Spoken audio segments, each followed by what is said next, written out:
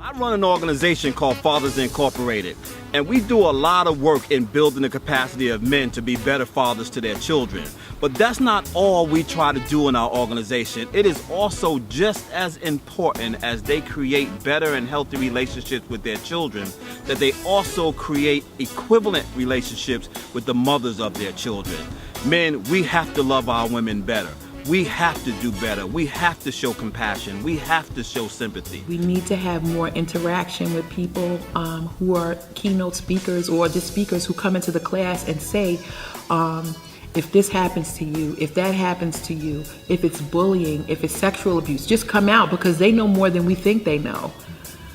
Just come out and talk to them, because if a door is open, they are going to walk through. Most times they don't have that opportunity.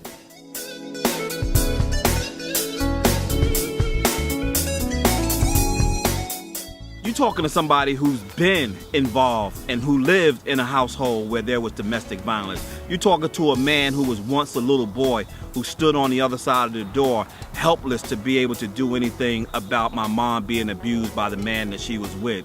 You're also talking to somebody who's been in relationships where there's been some level of violence. I'm not talking about the over-the-top stuff. I'm not talking about the control, intimidation, the hurting, the killing, and all that kind of stuff, stalking. I'm talking about the very subtle stuff that we all get engaged in our relationship. The throwing things at each other, the spitting at each other, the calling each other's names, the looking in our Facebook pages and looking for demons in our Facebook pages, searching through each other's phones, calling each other and stalking them and calling them at work and disrupting their days. I'm talking about that subtle stuff that a lot of times we dismiss as domestic violence, but they are all the things that lead to the more detrimental stuff that puts us in relationships where we do become in a controlling relationship where one or the other is trying to gain some measure of control. When we're counseling men and we're working with them, and I hear their frustrations, and I do believe them, as they're telling stories about certain incidences where there's provocation. I get that, but the responsibility is yours in how you respond to what is being done. You know what? If this person is calling you names and getting in your face and disrespecting you, she has revealed to you exactly how she feels about you. Period. This is not someone that you even want to be in a relationship with. So then you have to assess, okay, why am I still here? Why am I still dealing with this person? And I actually had to do that within myself. Prior to starting this work, I needed to understand how on earth did I end up in an abusive relationship? Where was I here and where was I here in order for something like that to happen? And I had to be educated on exactly what it is. If it's not this, then it's this. Feelings versus facts. And as long as you stick to the facts, then that should be your guide or your compass to helping you move forward. I'm short of begging you men. We must do something about the eradication of domestic violence. Everyone that we know has either been involved or know somebody who is involved in a domestic violence relationship. And yeah, you don't have to be all up in their business to try to save them, to try to intimidate the other person by intimidating them, not to intimidate the victim.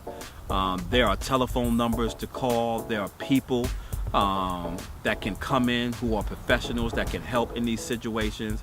We just got to be smart about how we begin to create healthy relationships so that our children don't suffer from the dysfunctional behavior of their parents. Yeah, love makes us do all kinds of things. It makes us love each other. It even makes us hate each other. it makes us do things that you would say to yourself, I never knew in 100 years that I would ever get involved in a relationship like that. But you know what? Somehow we end up in relationships like that. And when we end up in relationships like that, we have to recognize it for what it is. We have to do the things to correct the behavior, and we have to do the things not for the sake of yourselves, although that's important, but for the sake of your children. We have to listen to them. We have to watch for signs. If a child is always energetic, every day, and just happy and joyful, and one day you're looking at their face and that's not the same child you saw, speak to them.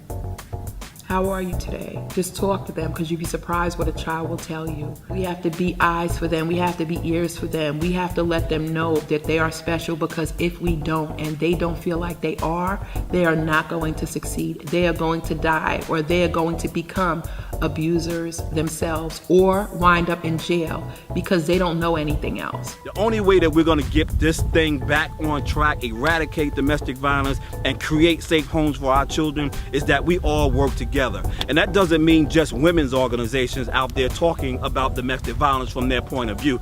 I'm talking about men. I'm talking about men's organizations who not only know about domestic violence from the standpoint of being victimized, but we know it from the perpetrator's point of view, because the vast majority of domestic violence cases that take place in America happen for men. Unfortunately, it does. It's a reality, and we can't skip and skirt away from that. And we have to talk more about what we're going to do as a manhood to ensure that our women and our children are safe.